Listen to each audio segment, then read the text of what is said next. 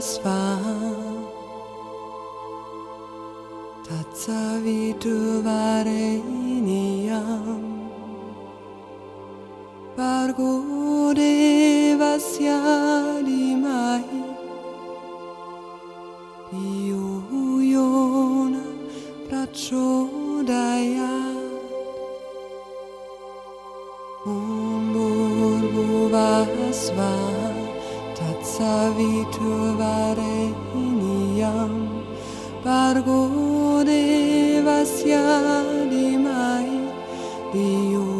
Yona prachodayat Bhuvasva Tatsaviturvareniam Bargo devasya dimai Yona prachodayat Bhuvasva Tatsaviturvareniam Bargo devasya dimai Yona prachodayat Bhuvasva Tatsaviturvareniam Bargo devasya dimai Yona prachodayat. Live and local from the county town, online, on the app and on your smart speaker. This is Tone FM and you're listening to The Meditation Show with Andy Spragg. Those of you that usually tune into the show, we're going to have a bit of a show with a difference because I've got a guest on this evening and it's a very special guest. First of all, let me tell you a little bit about his background. He is the winner of MBS Writer of the Year Award 2020, Kindred Spirit magazine, and one of the 100 most spiritually influential living people on the 2020 list in Watkins magazine, made number 50 in that list.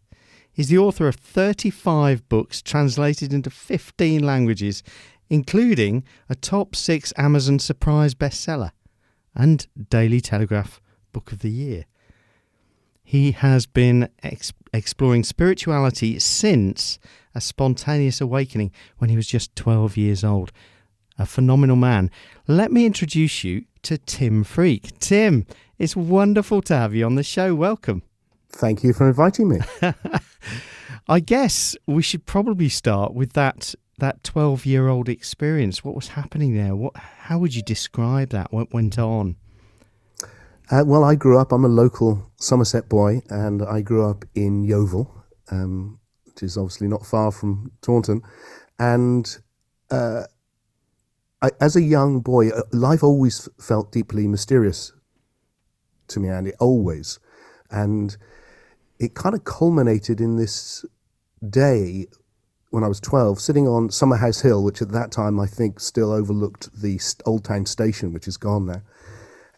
And as I remember, I was just looking at how mysterious it all was and thinking, like all the adults seemed lost in what was a sort of coma.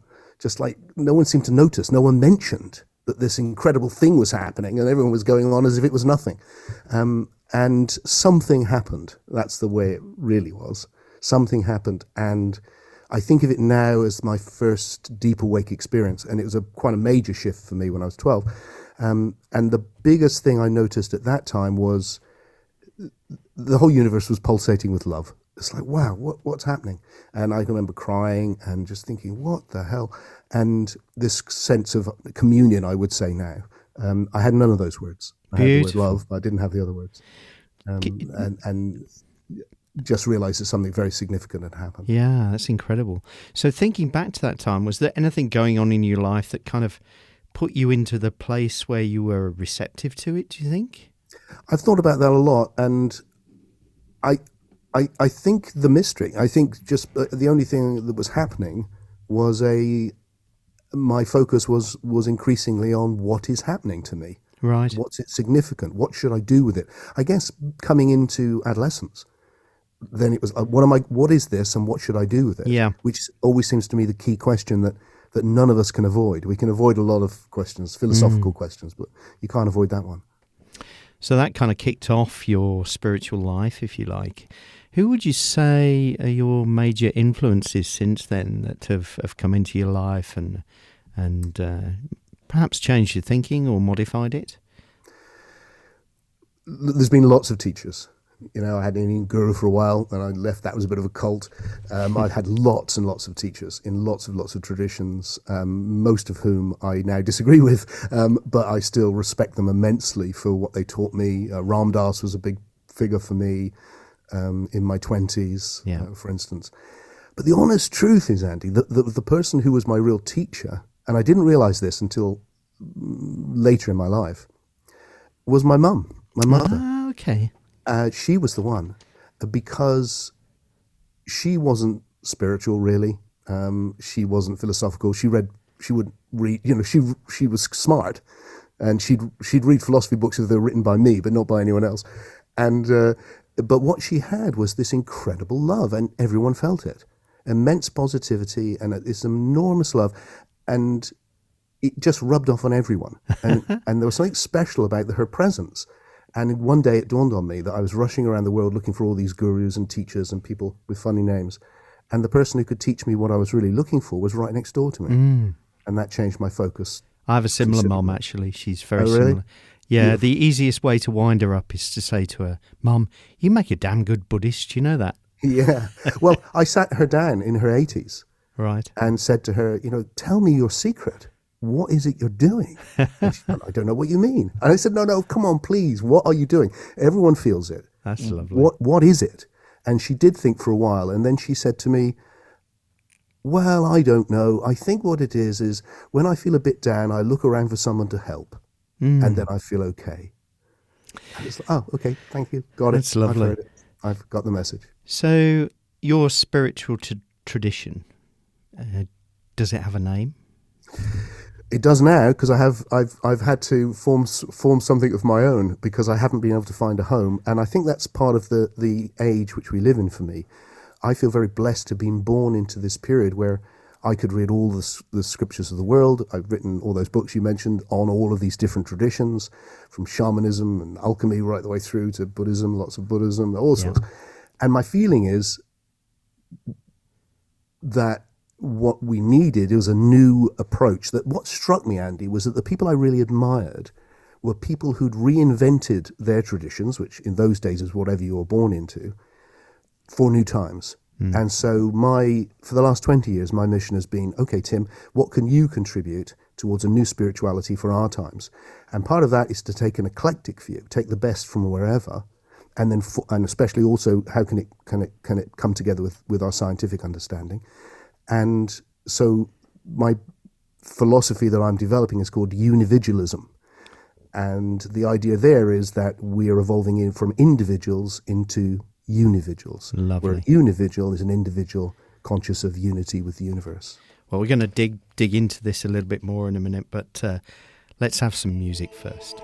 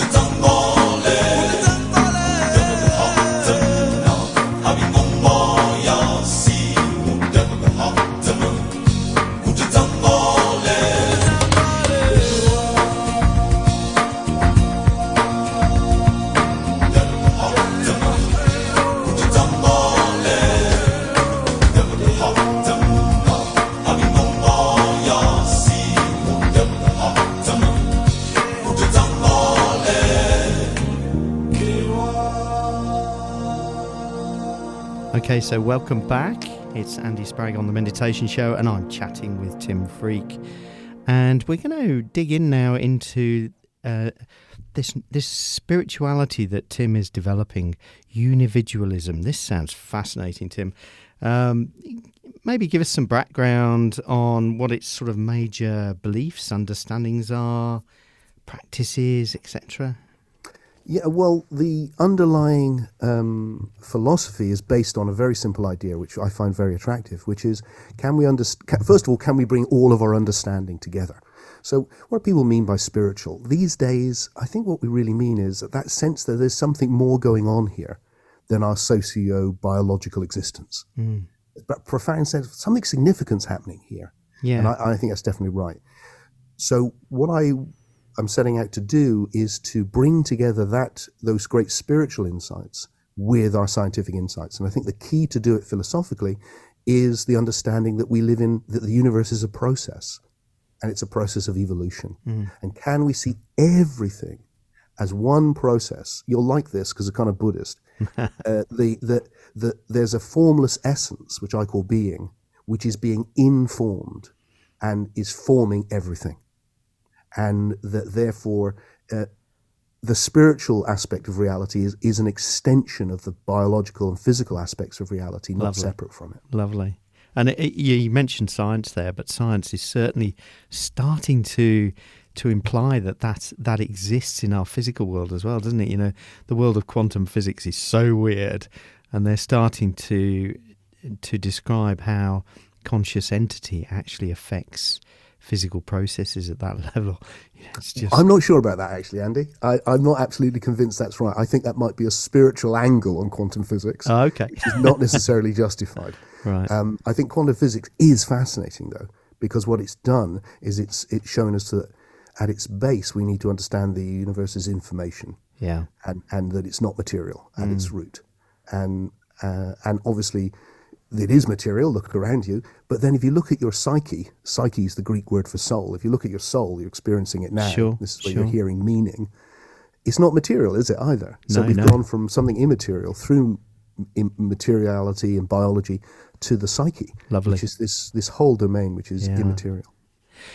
And in terms of unividualism itself, do you have practices? Do you have ways to develop your spirituality?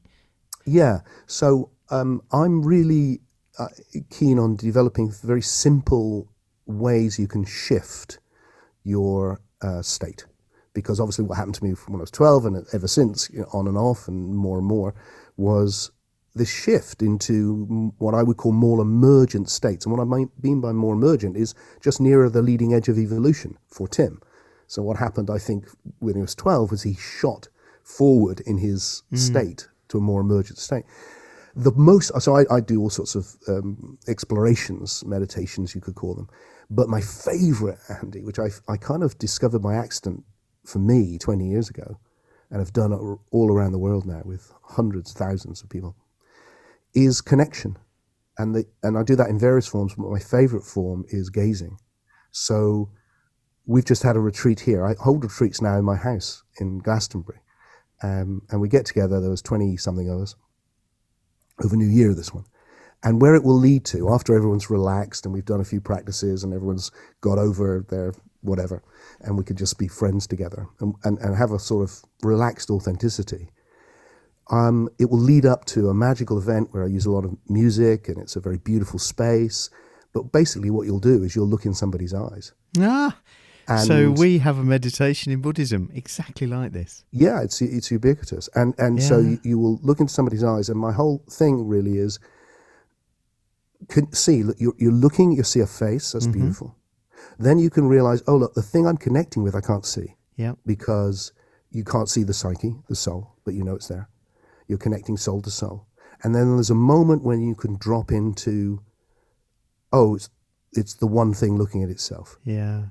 And so what I'll do with people is we'll do that for some minutes, and then you'll move, and then there's another one. And then you'll move, and then there's another one. And then you'll move, and then there's another. We've just released a beautiful film on YouTube, actually, showing people doing this. And by the time you've met everyone, every single person is in that big love. You're just completely overwhelmed by this sense of connection, of communion, of being one with each other. And it blows me away. I've done it with so many people in so many different cultures in Mexico and Japan. It is a beautiful practice. And it always works. It's just extraordinary. For the benefit of the listener, actually, it's probably sitting there thinking, I'm not sure I could let anyone just look at me. And you do see that go on, don't you? You get people who, first of all, feel very nervous and perhaps there's a bit of giggling. And then you get this switch, this moment where it's almost like a beautiful permission where they just accept that the other person is looking at them. And it's that moment, I think, where you really get that lovely level of connection, actually. You're just right. And although I have noticed, Andy, over the decade now, 2 decades, that people are much more ready. It astonishes me. When I used to do it, people was very nervous. Oh, that sounds weird. Yeah. And, embarrassing and funny. And there's a bit of that, but not much. Yeah. Not much. Mostly, it's like, okay, let's try it. And, guys with guys and all of that used to be an issue. It's not anymore. Yeah. And what happens, old and young, I have all sorts. And so people are connecting with people unlike them. And actually, my favorite thing is when people at the end go, oh my God, everyone's so beautiful. And at some moment they realize that other people are looking at them and going, you're so beautiful. And it's a tangible, real experience. And it's so endorsing of the individual, which is very important to me. Beautiful. Well, listen, we're going to play some music now. We'll be right back and, dig into a bit more of this. It's amazing.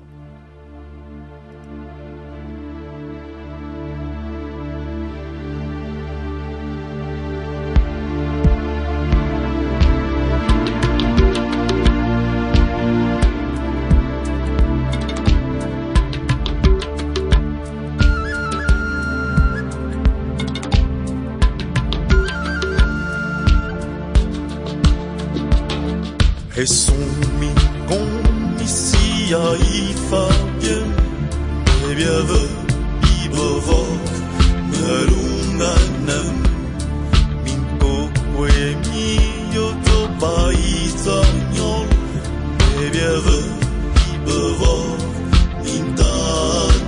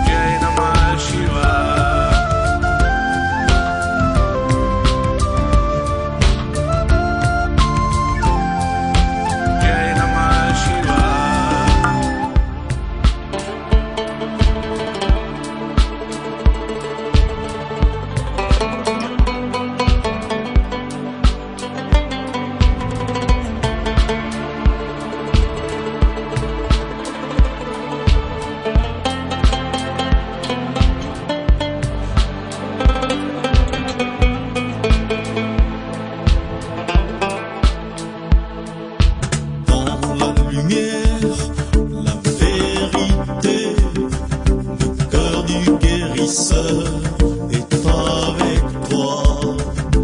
Dans le sourire, tu ressens l'amour. Le soleil continue à rayonner. Keep the sun, the sun, the sun. Keep the soul, the sun on shining. Keep the soul, the sun, the sun. Keep the soul, the sun on shining. Jai Namah Shivaya, Dev, Mahadev, Mahadev, Namah Shivaya, Jai Mahadev, Namah Shivaya, Jai Namo, Namah Shivaya.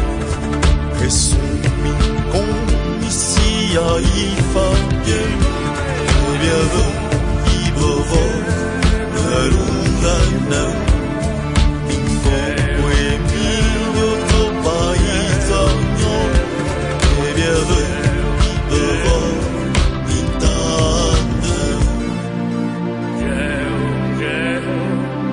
mintande. The Meditation Show with Andy Spragg, and I'm here chatting with Tim Freke. We're talking about unividualism, and we're going to dig in a bit more. There's a question that just struck me actually while we were listening to that music, Tim. Can you be, say, a Christian and practice unividualism? Can you maintain your existing spiritual tradition, do you think, and come to it? I'm no, in a sense. I'm not really. I've kind of moved on. That was 20 years ago. I was interested in something which is general and all inclusive, and that kind of bring out the perennial philosophy. And I love that. And if people want to do that, that's great. And there's lots of attempts to go, you can be whatever you are and just add this on top. And my feeling is, I'm not interested in that myself. I'm interested in how can we get closest to the truth? And how can we combine whatever truths there are in different traditions to find something which is real? I'm not looking for some sort of cross-cultural melee. So, people do whatever they do, and it's not the sort of thing you join. It's not like a church. But it's more about a name for a philosophy. So it's a name for a way of understanding this. So what is spiritual awakening, for instance, actually? What is the psyche or soul? What happens at death? How can we answer these questions in real ways? And how can we shift our state so that we can check out the reality of our ideas? So it's not just some sort of blind belief or something. Yes. That's where my attention is now. So the essence of the soul and the awakening, can you give us a little bit of insight into this? The awakening, I think I can maybe say most quickly in that because we've touched on it already, which is, I said earlier, the underlying philosophical, metaphysical, if you like, idea is that this is one process of evolution, which has got us literally, it blows my mind, from a universe which was nearly totally hydrogen, a gas, has evolved into you and me having a conversation. That's the vision. It's like, wow, okay, hydrogen got it together to go, what is the universe? That's amazing. Yeah. So that's the vision that science gives us. That's phenomenal. So what is the ground of that that is being informed? And as I said, I call it being. It's formless, it's timeless. And it's like that's the ocean, and everything is a ripple on the ocean. So that I think what happened for me probably in part when I was 12 and then since, is you shift your attention to that timeless, formless quality that's in everything. It's what in the Zen tradition, it may be called the isness or the suchness and so forth, as I'm sure you are aware. So I think that's one of the things that's happening. But I think there's lots of things happening actually, because I think it's a complex universe. But that's one of the key ones. And I think what the love is, because love is our reaction to something, one of the many reactions we have. And that sense of connection and communion, we feel love. So I love my wife, I love my daughter, I feel connected to them. And then suddenly you're connected to everyone. Mm. and everything. Yep. And that love becomes a universal benevolence, an enormous quality that holds everything within it. And that, I think, is the most important experience we can have. So we've had some tough times lately, haven't we? We It's have. probably an understatement, the pandemic and the Ukraine crisis and things like this, financial crises. What's your following like at the moment? Is it picking up because of this, do you think? Well, my nature, Andy, is to, why I do this, is to follow is to work out my own relationship with the universe. I think we're all working out our own relationship with the universe. So I keep changing. Yeah. And I keep going, oh, I was wrong. So I a lot of my books, I would go back and go, no, it wasn't right. I think of it this way now. So my attention really hasn't been much on developing my relationship with the world in that way.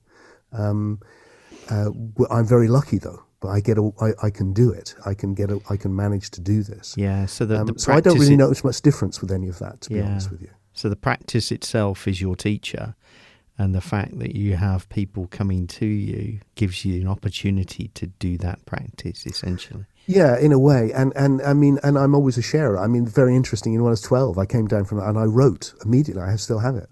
I wrote from that experience. And so that's kind of part of what it is to be a Tim. And and I just love sharing it. And all through my life, people have been having these experiences around me, not because I'm special in any way, but just because that's where my attention is, or that's where it tends to go. And so, bang, you can step into these states quite easily. So I love. So most of my life is spent on my own, actually, developing the philosophy. Yeah. I'm working on a big project right now, which I'll probably give it away. I'll probably just put it on the internet. Sure. Because I want it to get out there and do some good. Okay. And apart from that, then the retreats and online. I have an online community now, which is lovely. Right. So I have this lovely little group of explorers who we get together every Sunday in the evening, and we'll talk philosophy or we'll do practices.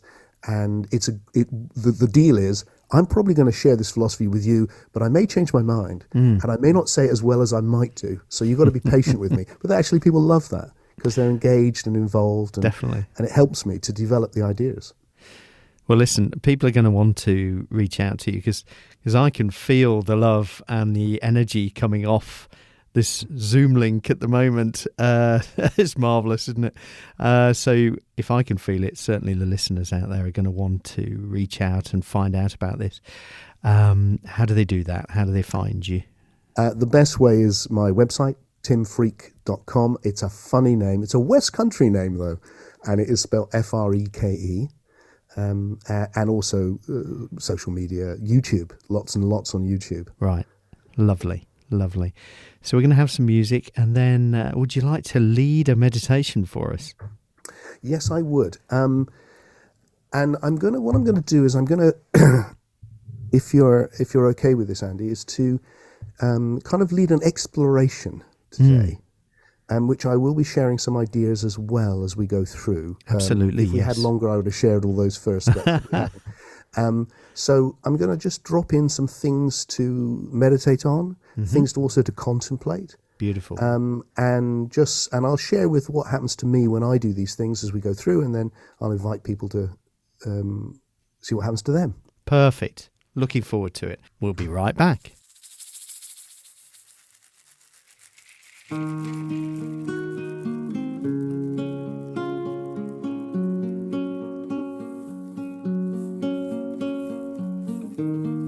Mother, I feel you under my feet. Father, I hear your heart beat within me. My spirit flies free. Carry me home. Carry me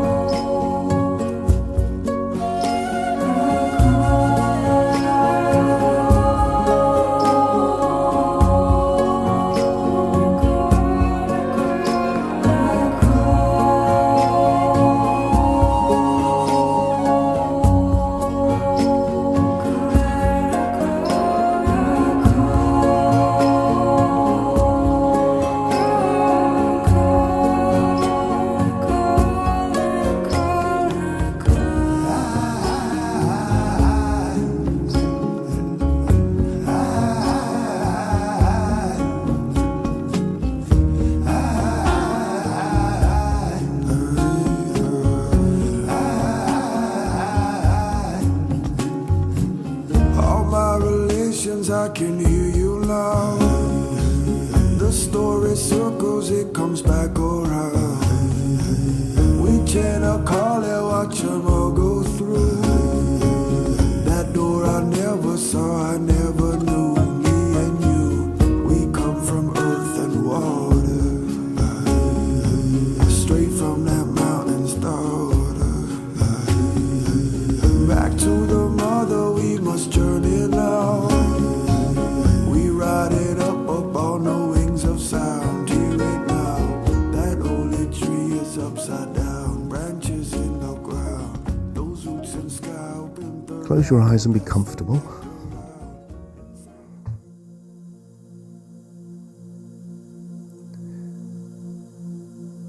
And just notice how your state changes just by closing your eyes. I always notice that.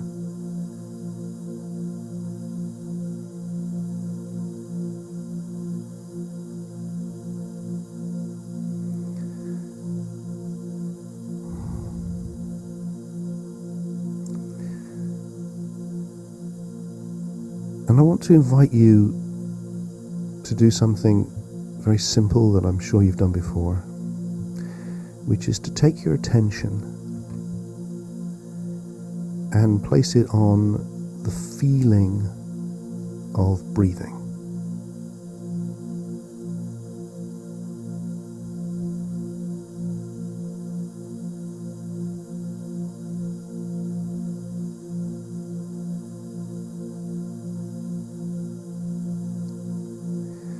When you pay attention to anything, you start processing that in high definition, as it were. So you probably weren't even thinking about your breath before, and then you paid attention and suddenly it comes into high definition.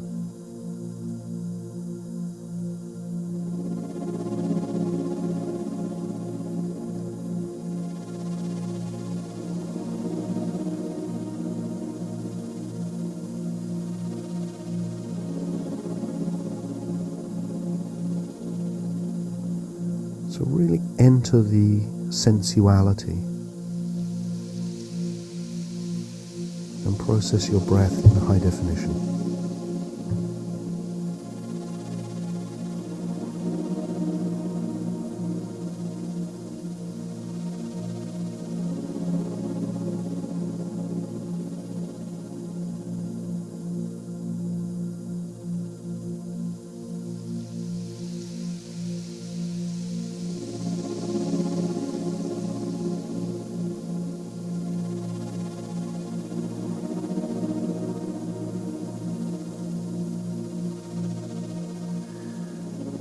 And as I'm doing that, sitting here, what I notice is the immense pleasure, actually. It feels really good just to breathe. See how it is for you.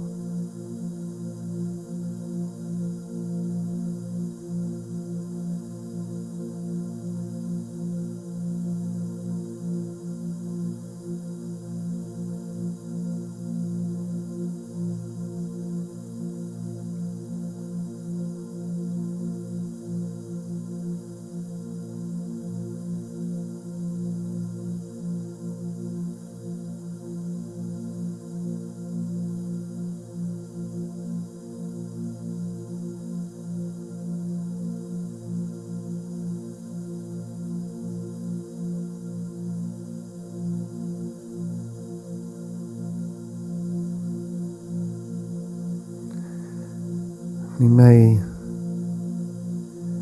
find yourself distracted by other things around you or your thoughts. Don't worry about that too much. But if you pay attention to anything else, you'll process that in high definition. So I'm inviting you to experiment with me, with maintaining and going deeper into processing just one thing in high definition. let it consume your attention. That one thing for now is the breath.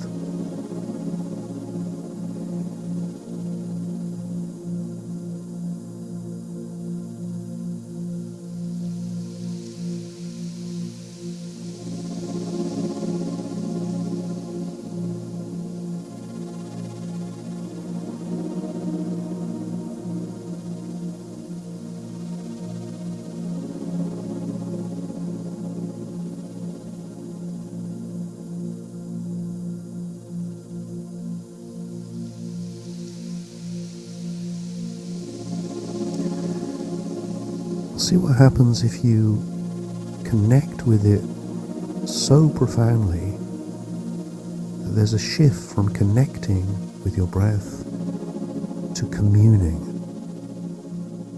with the air, so that you're one with it.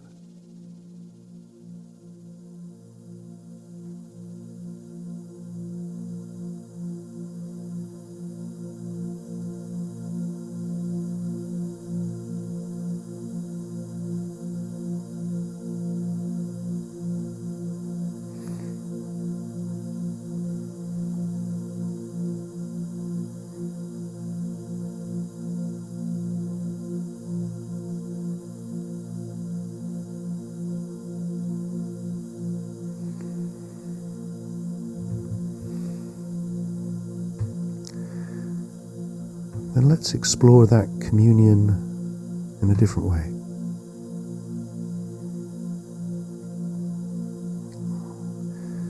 Shift your attention now and be conscious of your body sitting where you're sitting.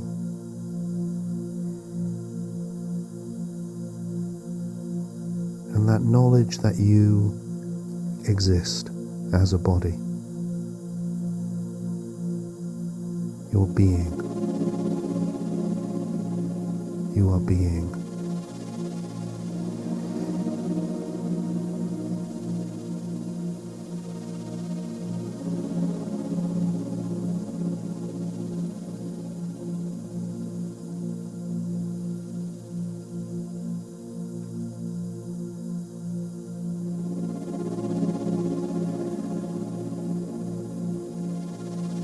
And then be conscious of the room around you.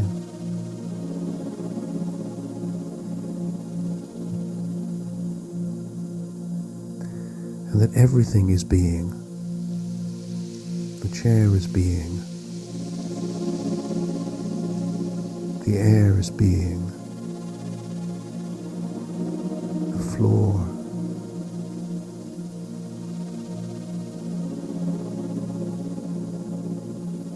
The earth.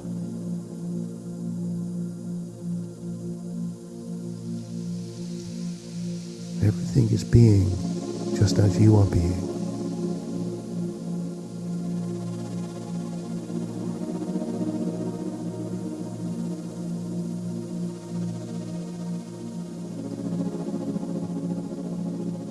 And I invite you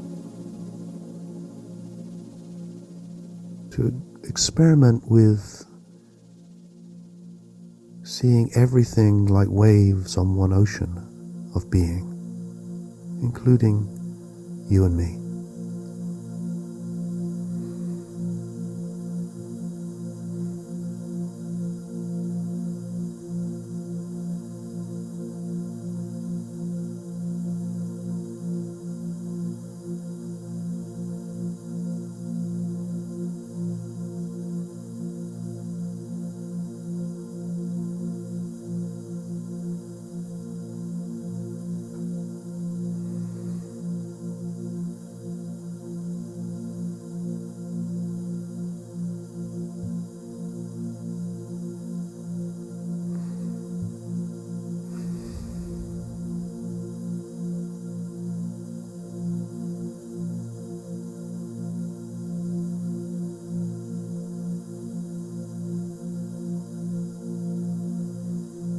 And as I do that, I sense my individuality, but also my universality. That that I am the whole universe meeting itself as this particular individual. And I invite you to experiment with seeing that great oneness arising as you, meeting itself in all these other forms.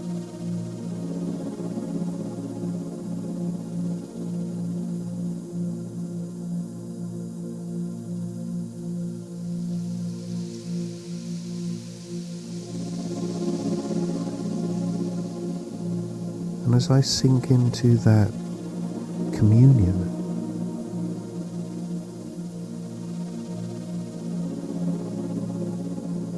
there's a feeling in response. And that feeling of communion is love. That I am intimately connected with everything and everyone.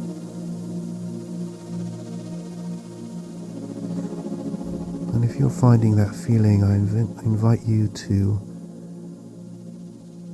process that in high definition, to put your attention on that love.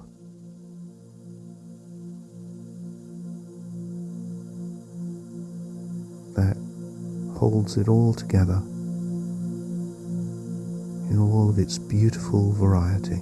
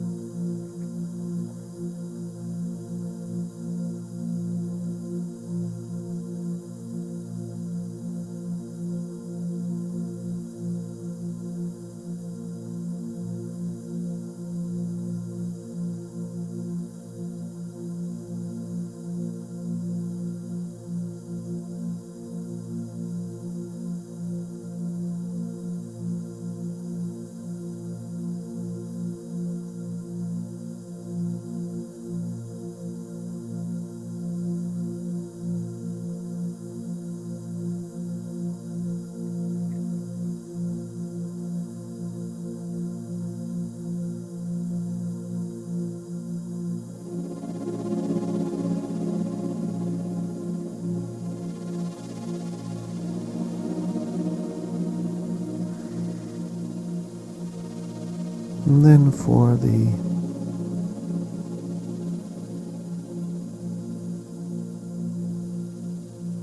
final part of our journey today,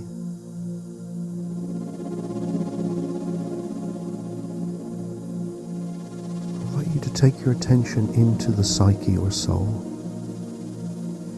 that place of dreams and meaning, thinking.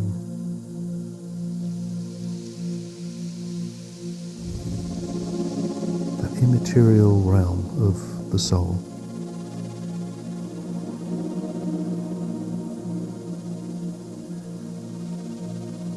Withdraw your attention from the world of the senses, just for a while, beautiful as the senses are.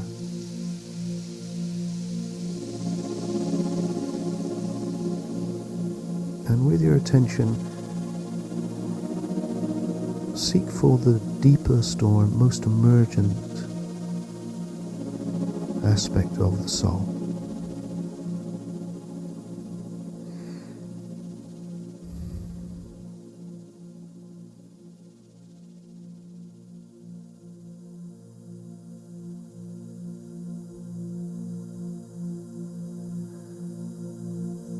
And as I do that with you here, it feels always to me like I'm touching something greater than I am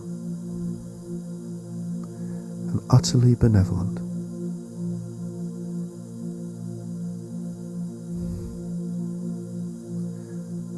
Something which in some traditions is called God or Buddha nature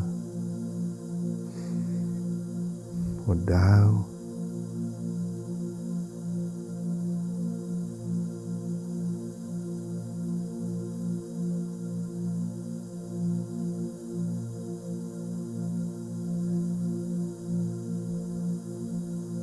I'd like to invite you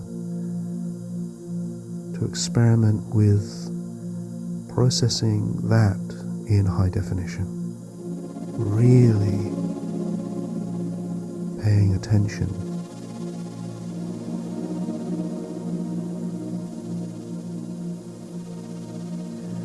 And let your attention dissolve into it. Let go into it.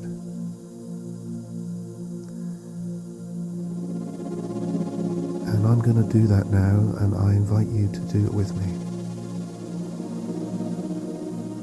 Here we go.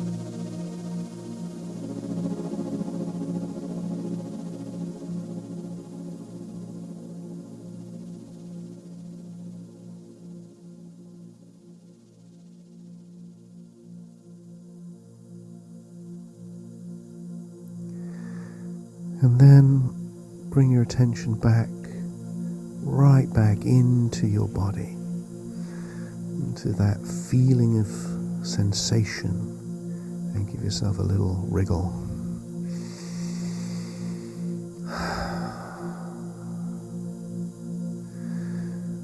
And as I'm landing, I'm just feeling how precious it is to be alive and to have our own unique individual relationship with the universe, and to make this beautiful, crazy, bittersweet journey together.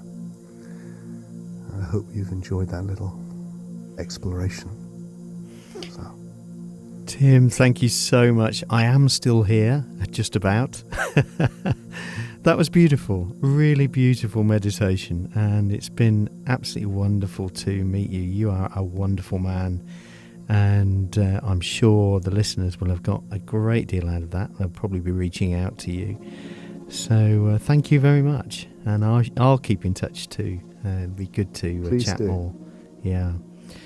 Taunton's 107.8 Tone FM, the meditation show with Andy Spragg, speaking with Tim Freke. Take care, everyone. Have a lovely week. Look after yourselves. And I'll be back soon.